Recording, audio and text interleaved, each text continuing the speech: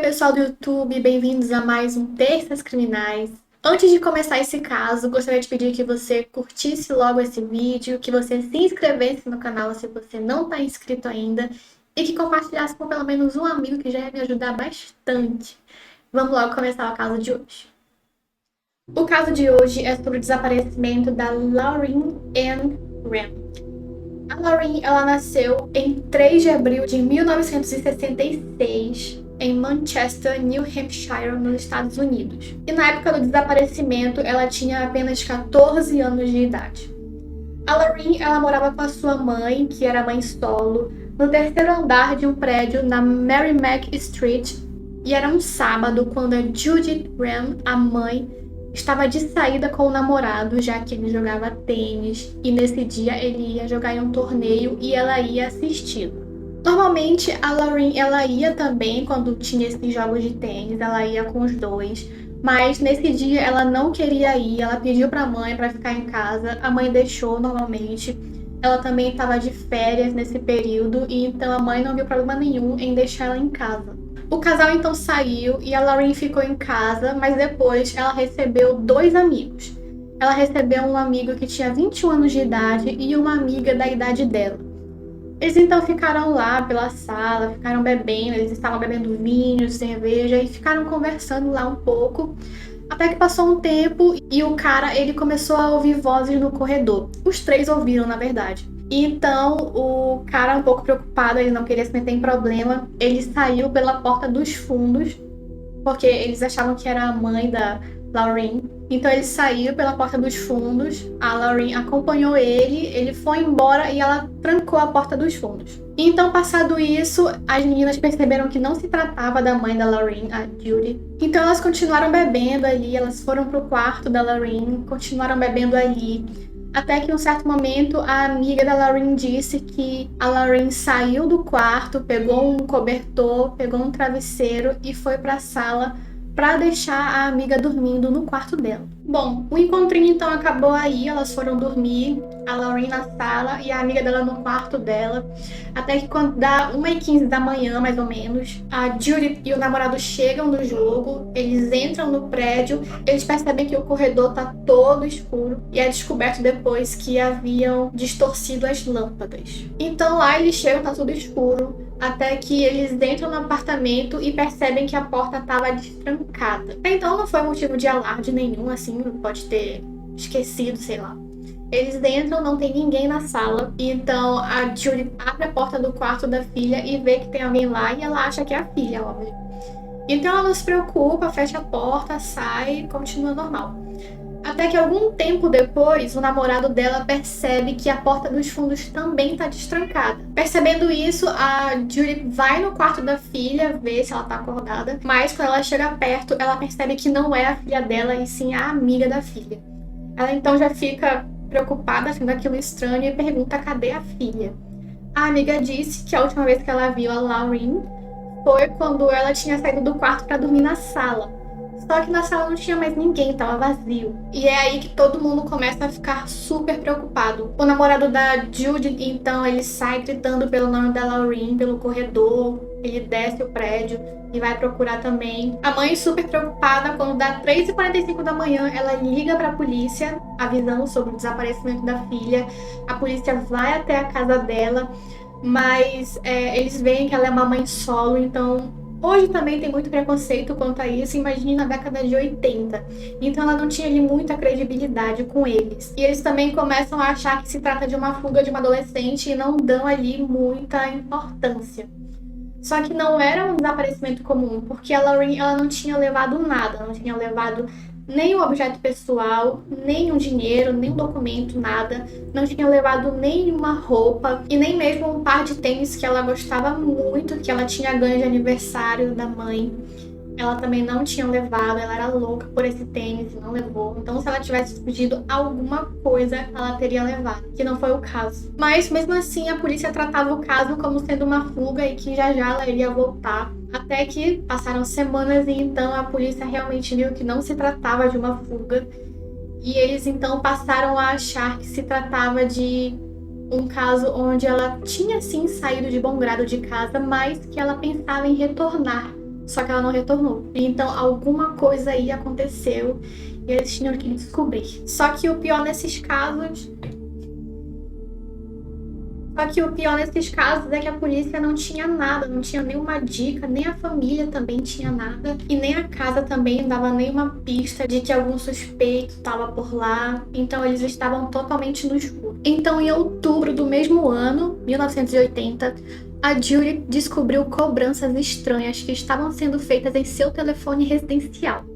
3 meses depois do desaparecimento da Laureen, 3 ligações foram feitas de um motel em Santa Mônica. Lembrando que motel nos Estados Unidos é um hotel mais barato. E era um motel em Santa Mônica, na Califórnia. Então, 2 ligações foram feitas do motel de Santa Mônica para um motel em Santa Ana. E a terceira ligação foi feita para uma linha direta de assistência sexual adolescente. Em 1980, as chamadas podiam ser cobradas no seu próprio número, ligando para a empresa telefônica e digitando um código PIN. E fazer isso era mais barato do que se você quisesse fazer uma chamada a cobrar. No entanto, a Judy não tinha absolutamente nenhuma conexão com ninguém da Califórnia. Nem a Judy, nem a Laureen, nem ninguém da família. Então, depois de algumas investigações, foi descoberto que essa linha direta de assistência sexual era administrada por um médico anônimo na Califórnia. Quando ele foi questionado, ele disse que não sabia de nenhuma ligação vinda dessa garota específica, a Laureen, e então desconversou e ficou por isso mesmo. Só que, curiosamente, 5 anos depois, em 1985, ele muda de história. Ele fala que, na verdade, era comum que garotas fugitivas procurassem pela esposa dele e a visitassem na sua casa. Então ele disse que uma dessas garotas poderia sim ser de New Hampshire e que uma delas poderia ter uma idade aproximada ali com a da Laureen. E era sempre assim, nunca era uma certeza absoluta. Ele sempre achava, parecia, era sempre assim. Mas nesse caso em específico, há pouquíssimas informações sobre tudo. Principalmente sobre esse médico anônimo e muito menos sobre o que a esposa dele tem a ver com essas garotas fugitivas. O que eu acho que deveria ter sido investigado, porque vai que é alguma coisa a ver com rede de prostituição e pedofilia. A gente não sabe. Não foi investigado. Só foi investigado ali essa parte da Laureen, mas não foi nada a fundo. Só que para essa história ficar pior, esse doutor, ele conseguiu desviar a atenção da polícia para uma estrela pornô da época chamada Annie Sprinkle. Segundo ele, ela e a esposa dele já trabalharam juntas na indústria da moda e ele disse aos investigadores que a Annie poderia fornecer mais informações sobre essas garotas fugitivas. Só que eles nunca conversaram com a Annie nunca foi chamada para falar sobre nada. E o que eles fizeram foi assistir a alguns dos vídeos, dos filmes da Annie, para ver se por acaso a Laureen não estava em alguma das cenas. Então eles assistiram o filme, não encontraram nada e ficou por isso mesmo. E essa atriz, a Annie, ela é inclusive uma figura conhecida até hoje, porque ela conseguiu construir uma carreira pós-pornografia muito bem sucedida, conseguindo inclusive um doutorado em sexualidade humana e trabalha nessa área como sexóloga, produtora de filme adulto e se identifica como ecossexual. Mas agora voltando aqui pro médico, foi descoberto em 1986 que um desses hotéis aí de Santa Mônica, na Califórnia, foi usado como um estúdio de gravação por um pedófilo, um pornógrafo infantil que se autodenominava como Dr. Z. Só que eles não acharam nenhuma correlação entre o Dr. Z e esse outro doutor anônimo. Então eles não afirmaram que poderia ser a mesma pessoa. O que eu acho que pode ser, mas não é nada que foi confirmado. Eles não conseguiram provar isso. E nem conseguiram identificar se a pornografia infantil estava ou não ligada ao desaparecimento da Laureen. Eu acho que eles podem sim ser a mesma pessoa ou se conhecer, não sei. Até porque a Laureen, ela tinha o sonho de ser atriz. Então, uma teoria é que a Laureen pode ter sido seduzida por algum produtor, sei lá, alguém que se auto-intitulou aí produtor de filme para ela ser atriz, só que no caso ela não saberia que seria para ser uma atriz pornô E então, talvez ela tenha marcado de se encontrar com alguém tarde da noite, sem ninguém saber. E então deu tudo errado e ela foi pega e sabe Deus o que aconteceu com ela. Essa é uma teoria. Só que essa parte encerra aqui porque essa questão dos doutores não deu em nada, não deu praticamente em nada. Ninguém foi preso, ninguém foi investigado, ninguém foi perseguido, nem nada. Então, voltando para 1981, um ano depois que a Lauren desapareceu, a Judith e a irmã começaram a receber ligações misteriosas por volta das 3h45 da manhã, que era o mesmo horário que a Judith havia chamado a polícia no dia do desaparecimento da filha. E isso aconteceu por vários anos. A pessoa ligava por esse horário e muitas das vezes era no período do Natal. Então a pessoa ligava nesse horário, a Judith ou alguém atendia, ficava um silêncio mortal, ninguém falava nada. E então a pessoa que ligou desligava. E ficava por isso mesmo. Agora, já pensou se por um acaso essas ligações fossem da Lauren e ela não pudesse falar, e então ela estava ligando para ver se alguém, sei lá, ia atrás e fosse uma forma de pedir ajuda, mas não aconteceu nada.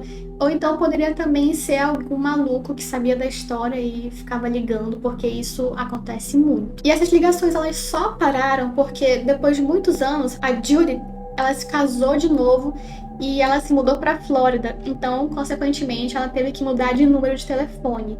E só por isso que as ligações se encerraram, senão, sabe Deus quanto tempo ela não seria assombrada por essas ligações de madrugada todos os dias. E falando da Judith, até hoje ela acredita sim que a filha pode estar viva, ou pelo menos ela não quer aceitar que a filha esteja morta.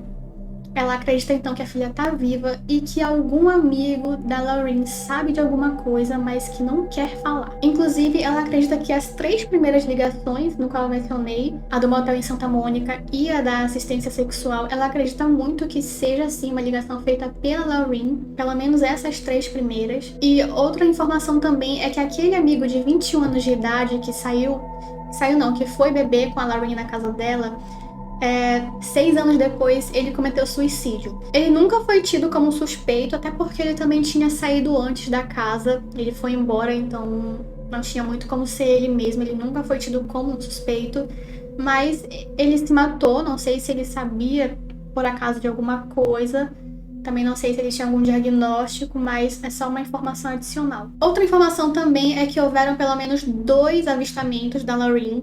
O primeiro avistamento teria acontecido em 1981, onde um membro da família Ram havia visto a Lauren em uma estação de ônibus. Só que isso foi desmentido porque a polícia foi averiguar e não era a pessoa. O segundo avistamento teria acontecido em 1986, 6 anos depois do desaparecimento, onde uma pessoa alegou ver a Lauren como uma prostituta no Alasca, só que também não era ela. E essas foram as únicas vezes que alguém relatou ter visto a Lauren, mas que na verdade não era ela. Acontece que em 2021 fez 41 anos e a Lauren tá desaparecida. Até hoje a família tem esperança de encontrá-la com vida, mesmo se ela não estiver viva, a família quer saber o que aconteceu, nem que seja, infelizmente, para encontrar um corpo, a família, ela merece ter um desfecho. E bom, gente, esse foi o caso de hoje. Eu espero que vocês tenham gostado desse conteúdo. Não se esqueçam de deixar o like, por favor, se inscrevam no canal. Pode deixar a sugestão aqui nos comentários que eu vou ler tudo. Eu sempre leio o que vocês comentam. E eu te vejo na semana que vem. Tchau!